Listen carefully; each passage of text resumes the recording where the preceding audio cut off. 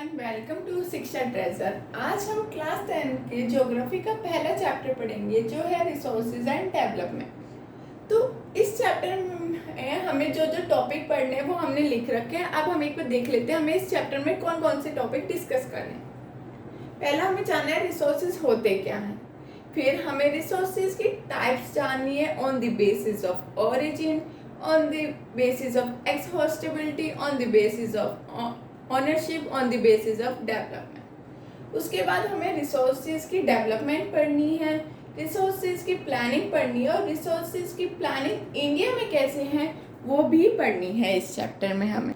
अब पढ़ते हैं रिसोर्स होते क्या हैं, रिसोर्स की क्या डेफिनेशन है, उसके एग्जाम्पल क्या है। Everything available in our environment that can be used to satisfy our needs is known as resource। हमारे आसपास जो भी चीज़ होती है जो हमारी ज़रूरत में काम आती है वही सब रिसोर्स होते हैं। हम इजीली अपने आसपास आइडेंटिफाई कर सकते हैं। इसके एग्जांपल हो सकते हैं बोतल जो हमें पानी पीने में काम आती है, पेन, पेपर, सब इसके एग्जांपल है और हम अपनी डे टू डे लाइफ में इसे ऑब्जर्व कर सकते हैं अच्छे से। तो टाइप्स ऑफ रिसोर्सेज में हम पहली क्लासिफिकेशन पढ़ते हैं जो on the basis of origin होती है। तो इसमें पहला जो होता है वो होता है बायोटिक रिसोर्स। बायोटिक रिसोर्स मतलब होता है जिसमें लाइफ होती है। Resources which are obtain from biosphere and have a life is known as biotic resource. इसके एग्जाम्पल क्या क्या होते हैं, प्लांट्स, एनिमल, ह्यूमन बीइंग, क्योंकि उन सब के पास लाइफ होती है, वही सब इसके एग्जाम्पल होते हैं। दूसरा होता है अबायोटिक रिसोर्स।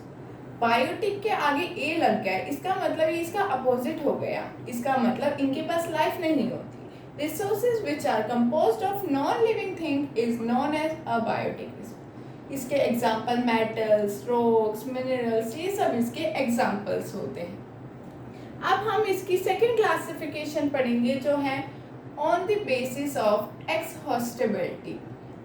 एक्सहॉस्टिबिलिटी मतलब होता है कैपेसिटी ऑफ एग्जिस्ट, मतलब खत्म होने की क्या कैपेसिटी है उस रिसोर्स की, उसी को हम बोलते हैं एक्सहॉस्टिबिलिटी। तो हम इसके बेस पे पढ़ेंगे कौन से रिसोर्स होते हैं और उन्हें हम कैसे पहचान सकते हैं, उनकी एग्जाम्पल क्या होते हैं।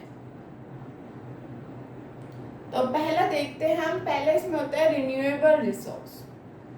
रिन्यूएबल वर्ड से आप समझ सकते हैं जो रिन्यूड होते हैं, मतलब all the resource which are renewable reproduce by physical, chemical और mechanical process is known as renewable resource.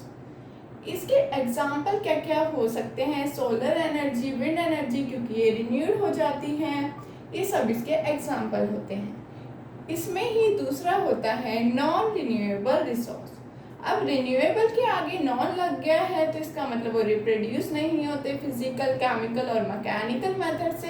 और अगर हम इसे सिंपली समझे तो मतलब resources which takes a millions of year in their formation is known as non renewable resource. इसके example हमारे फॉसिल फ्यूल्स और मेटल्स होते हैं, क्योंकि फॉसिल फ्यूल मतलब अपनी फॉर्मेशन में मिलियंस ऑफ ईयर ले लेते हैं और जो मेटल होते हैं वो हम रिसाइकिल करके यूज़ कर लेते हैं, लेकिन ये इसके एक्सेप्शन में आता है, ना कि सारे, क्योंकि फॉसिल फ्यूल हम दोबारा से यूज़ नहीं कर पाते और वो बहुत टाइम लेता है अपनी फॉर्मेशन में। अब हम पढ़ेंगे on the basis of ownership. Ownership पे हमारी 4 क्लासिफिकेशन है। पहली है इंडिविजुअल रिसोर्स। इंडिविजुअल रिसोर्स से आप समझते हैं जो किसी अकेले के रिसोर्स होते हैं वही सारे इसमें इंडिविजुअल रिसोर्स में आते हैं। इसमें आप डेफिनेशन भी इजीली याद कर सकते हैं। Resources which are owned by individual और privately is known as individual resource. इसके एग्जाम्पल होते हैं प्लॉट, हाउसेज, फार्म, ये सब इसके एग्जाम्पल हैं। अब दूसरा आता है वो हमारा होता है कम्युनिटी ओन्ड रिसोर्स। कम्युनिटी मतलब एक समुदाय के जो रिसोर्स होते हैं वो कहे जाते हैं कम्युनिटी ओन्ड रिसोर्स। इसके एग्जाम्पल पार्क वगैरह होते हैं, क्योंकि उसमें किसी अकेले का राइट नहीं होता, जो उसके मेंबर होते हैं कम्युनिटी के वो सब उसको यूज कर सकते हैं। थर्ड होते हैं national resource. Resources which belong to nation is known as national resource. अब नेशनल रिसोर्स के एग्जाम्पल होते हैं रेलवेज, कैनल्स, ये सब इसके एग्जाम्पल होते हैं, क्योंकि ये किसी अकेले के नहीं होते, हमारे पूरे नेशन के होते हैं। अब है हम अपने मैप की बात करते हैं, तो मैप के अंदर जितना मतलब हमारा एरिया है किसी कंट्री का, उसके अंदर के रिसोर्स तो सारी कंट्री के होते हैं, लेकिन ओशियन में देखें तो ओशियन में 22.2 किलोमीटर के अंदर जो भी रिसोर्सेज होते हैं वो एक कंट्री के होते हैं जिसकी बाउंड्री उसके पास होती है, और इसको हम बोलते हैं 12 नॉटिकल माइल्स। ये कई बार इस पे से क्वेश्चन आ जाता है कि 12 नॉटिकल माइल्स मतलब क्या होता है, तो इसका मतलब होता है 22.2 किलोमीटर। अब इसी में फोर्थ है इंटरनेशनल रिसोर्स। इंटरनेशनल रिसोर्स मतलब जो किसी अकेले कंट्री का ना हो, सब कंट्री का हो। ये इंटरनेशनल रिसोर्स जो है वो इंटरनेशनल इंस्टीट्यूशन द्वारा कंट्रोल में होता है। इसमें सिर्फ आपको इतना ही पढ़ना है, ना इसकी कोई एग्जांपल है, बस आपको ये पता होना चाहिए कि international resource on the basis of ownership में एक फोर्थ पोजीशन पे मतलब फोर्थ टाइप पे क्लासीफाई हो रखा है, और ये इंटरनेशनल इंस्टीट्यूशन के द्वारा कंट्रोल में होता है। अब हम पढ़ेंगे on the basis of the status of development. Development के बेस पे रिसोर्सेज कैसे क्लासिफाई कर रखे हैं, तो इसमें पहला आता है पोटेंशियल रिसोर्स। पोटेंशियल रिसोर्स मतलब होता है कि जो रिसोर्स किसी एक रीजन में मिलते हैं और उसको हम अभी यूज़ नहीं कर रहे हैं, वो सारे पोटेंशियल रिसोर्स में आते हैं। इसके एग्जाम्पल है विंड एनर्जी जो राजस्थान में मिलती है, वो एक पर्टिकुलर रीजन में मिलती है लेकिन अभी हम उसका यूज़ नहीं ले रहे हैं बड़े स्केल पे। दूसरा होता है डेवलप्ड रिसोर्स। डेवलप्ड रिसोर्स होते हैं, उनकी क्वांटिटी क्वालिटी हम सर्वे करते हैं और वो लोगों की ज़रूरत पूरी कर सकते हैं, और इनका जो डेवलपमेंट है वो टेक्नोलॉजी के बेस पे निर्भर करता है। तीसरा इसमें होता है हमारा स्टॉक। ये रिसोर्सेज ऐसे होते हैं, इनके पास पोटेंशियल होता है, लोगों की ज़रूरत पूरी कर सकते हैं ये, लेकिन हमें पता नहीं है इनको टेक्नोलॉजी की मदद से यूज़ में कैसे लें। जैसे कि हम वाटर को तो यूज़ कर लेते हैं, लेकिन हमें ये नहीं पता कि हम हाइड्रोजन को और ऑक्सीजन को अलग से कैसे यूज़ करें अकेले। तो ये उस तरीके का एग्जाम्पल इसमें स्टॉक रिसोर्स में आता है। फोर्थ होता है रिजर्व रिसोर्स।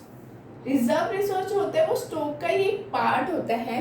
रिजर्व रिसोर्स में हमें पता है कि हम उसे टेक्नोलॉजी की मदद से कैसे यूज़ में ले, लेकिन प्रेजेंटली अभी हम उसे यूज़ नहीं करते, फ्यूचर जनरेशन के लिए हम छोड़े रखते हैं। इसका एग्जाम्पल होता है हाइड्रो इलेक्ट्रिक पावर प्लांट जो अभी हम यूज़ नहीं कर रहे हैं, ये इसका एग्जाम्पल होता है रिजर्व रिसोर्स का। अब हम नेक्स्ट टॉपिक पढ़ते हैं डेवलपमेंट ऑफ रिसोर्स। पहले हमें ये जानना चाहिए रिसोर्स बहुत ज़रूरी होते हैं हमारे लिए, तो फिर अगर हम उस रिसोर्स को गलत तरीके से यूज़ करते हैं तो उसके क्या क्या रिजल्ट निकलते हैं वो पढ़ेंगे हम। तो सबसे पहले अगर हम ऐसे ही यूज़ करते रहेंगे तो डिप्लीशन ऑफ रिसोर्स होगा, रिसोर्स कम होते रहेंगे कुछ लोगों की ज़रूरत पूरी करने के लिए। ये तो इसका पहला पॉइंट है कि डिप्लीशन। दूसरा पॉइंट इसका है accumulation of resources in few hands due to which our society divided into two segments, rich or poor, have or have not। मतलब कि हम रिसोर्स कुछ लोग इतना यूज़ कर लेते हैं कि जो हमारी सोसाइटी में ऐसा हो जाता है कि कुछ लोगों के पास तो इतने रिसोर्स होते हैं कि उनके पास ख़त्म नहीं होते, और कुछ के पास बिल्कुल रिसोर्स नहीं होते, वो इस पॉइंट के अंदर। तीसरा पॉइंट होता है अगर हम इसको गलत तरीके से यूज़ करेंगे तो हमारी इन्वायरमेंट के अंदर काफ़ी प्रॉब्लम हो जाएगी, जैसे ओजोन लेयर डिप्लीशन, हमारा पॉल्यूशन बढ़ जाएगा, ये सारे इसमें प्रॉब्लम्स आती हैं। यही इसमें रिजल्ट है कि अगर हम गलत तरीके से किसी भी रिसोर्स को यूज़ करते हैं तो उससे क्या क्या प्रॉब्लम होती है, इसके अंदर ये 3 पॉइंट है, और कई बार इस पर क्वेश्चन भी आ जाता है 3 नंबर में। अब हम सस्टेनेबल डेवलपमेंट के बारे में पढ़ेंगे, और ये बहुत इम्पोर्टेंट टॉपिक है, इसमें से हमेशा क्वेश्चन आता है 3 नंबर का, और इसके बारे में आप अपनी इकोनॉमिक्स के बुक में भी पढ़ेंगे, उसमें भी ये थोड़ा सा टॉपिक डिस्कस कर रखा है। तो हम सिर्फ ये जानते हैं कि सस्टेनेबल डेवलपमेंट क्या होती है। ऐसी डेवलपमेंट जिससे हमारे इन्वायरमेंट को कोई डैमेज ना हो, और हम ऐसे तरीके से यूज़ करें कि हमारी जो फ्यूचर जनरेशन है उनके लिए भी रिसोर्सेज बचे रहें। यही सस्टेनेबल डेवलपमेंट होती है। कई बार क्वेश्चन ऐसा आ जाता है, what is sustainable development and give some example. तो एग्जाम्पल में ये होगा कि हम लाइट्स ऑफ कर दें अगर हम कहीं बाहर जाते हैं, या ग्राउंड वाटर को स्टोर करें। ये सब इसके एग्जाम्पल्स होते हैं कि हम कई बार ग्राउंड वाटर, रेन वाटर को स्टोर करते हैं तो उसको हम बाद में यूज़ कर सकते हैं, तो उससे भी एक सस्टेनेबल डेवलपमेंट होती है, क्योंकि इन्वायरमेंट को कोई डैमेज नहीं होता और आगे तक के लिए हमारा पानी बचा रहता है। अब आपने पढ़ा था कि सस्टेनेबल डेवलपमेंट क्या होती है। आपकी बुक में पेज नंबर 3 पे नीचे एक सोर्स में दे रखा है, रियो डी जेनेरो अर्थ समिट 1992 नाम का एक टॉपिक है। उसके अंदर से अक्सर 1 नंबर के क्वेश्चन आने की चांसेस होती है। क्वेश्चन कैसे आ सकते हैं, ये पूछ सकते हैं कि रियो डी जेनेरो क्या, मतलब वहाँ पर क्या हुआ था, तो एक अर्थ समिट हुआ था। उसके बाद पूछ सकते हैं कौन से ईयर में हुआ था, तो 1992 में। और रियो डी जेनेरो कहाँ पर है, तो ब्राज़ील में। उसके बाद उससे नीचे वाले जो स्टेंस है उसमें दे रखा है कि UNCED, इसकी फुल फॉर्म भी आपको पता होनी चाहिए, ये भी आपसे कई बार 1 नंबर के क्वेश्चन में पूछ लेते हैं। तो इसकी फुल फॉर्म है United Nations conference on environment and development. ये आप अच्छे से पढ़ लीजिए अगर आपको अच्छे नंबर स्कोर करने हैं अपने बोर्ड एग्जाम्स में। फिर है हमारा नेक्स्ट टॉपिक है रिसोर्स प्लानिंग। हमें किसी भी चीज़ के प्लान की ज़रूरत क्यों होती है, जब ज़रूरत होती है जब हमें पता होता है कि वो सही ढंग से बिना प्लानिंग के चल नहीं सकता।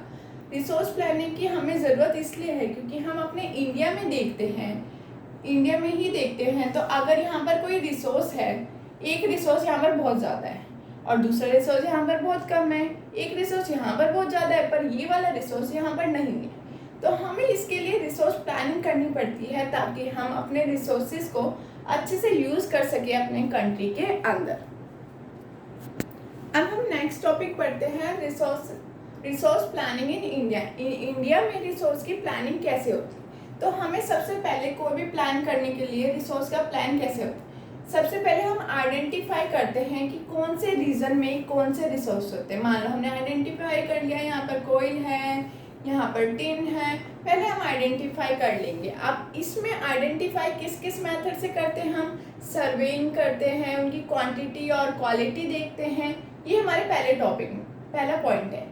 दूसरे में क्या होता है कि हम एक प्लानिंग स्ट्रक्चर बनाते हैं, स्किल की मदद से, एजुकेशन की मदद से, टेक्नोलॉजी की मदद से, इन सब की मदद से हम एक प्लानिंग स्ट्रक्चर बनाते हैं।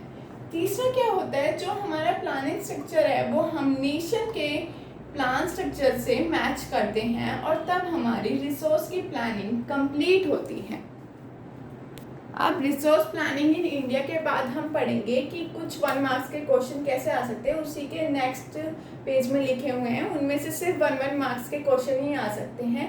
तो पहला पूछ सकते हैं कि गांधी जी ने, ये लाइन किसने कही थी, there is enough for everybody need but not for anybody greed. तो किसने कही थी, ये बात गांधी जी ने कही थी, ऐसे क्वेश्चन पूछ लेते हैं। या फिर गांधीयन फिलोसफी कौन सी बुक में रिपीट हुई थी या दोबारा से पब्लिश हुई थी, तो वो हुई थी स्मॉल इज ब्यूटीफुल 1974 में सुमाचर के जरिए उसने लिखी थी ये बुक स्मॉल इज ब्यूटीफुल। और सस्टेनेबल डेवलपमेंट कौन सी बुक में लिखा गया था, तो वो आवर कॉमन फ्यूचर में सस्टेनेबल डेवलपमेंट के बारे में लिखा हुआ है। ये तो हमने आज रिसोर्सेज एंड डेवलपमेंट के 4-5 टॉपिक क्लियर किए हैं। अगर आपको इससे रिलेटेड कोई भी डाउट हो तो कमेंट बॉक्स में लिखकर पूछ सकते हैं। और अगर आपको ये वीडियो अच्छे लगे तो इसे लाइक करें और चैनल को सब्सक्राइब करना ना भूलें। Thank you.